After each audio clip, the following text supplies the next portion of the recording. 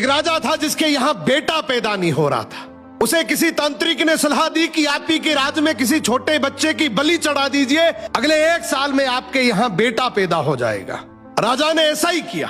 अगले ही दिन ऐलान करवा दिया कि जिस घर से बच्चा दिया जाएगा उस घर को ढेर सारा धन दिया जाएगा। राजा का ये ऐलान एक गरीब परिवार ने सुना तो अपने घर के सबसे छोटे बच्चे को भेज दिया कि ये बच्चा हमारे किसी काम का नहीं, इसे रख लो।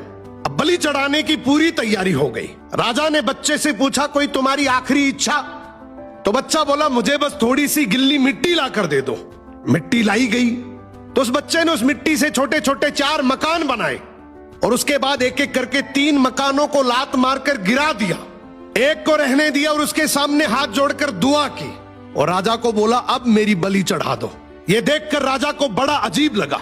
वो डर सा गया कि शायद बच्चे ने कोई तंत्र विद्या की हो। उसने बच्चे से पूछा, तूने ये क्या किया था?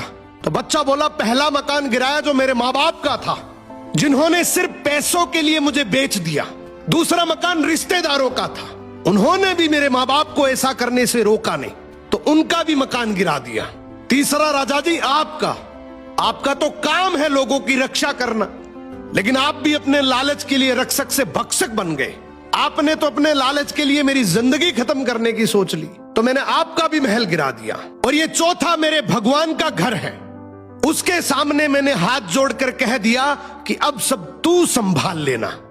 राजा ने बच्चे की बात सुनी तो आंखों में आंसू आ गए और गहराई से सोचा कि किसी हंसती खेलती जिंदगी को खत्म करके मुझे बेटा मिल भी गया तो मेरे किस काम का, क्योंकि मेरे राज में न्याय की भूल हो सकती है लेकिन उस ऊपर वाले की डायरी में गलती की कोई गुंजाइश नहीं है।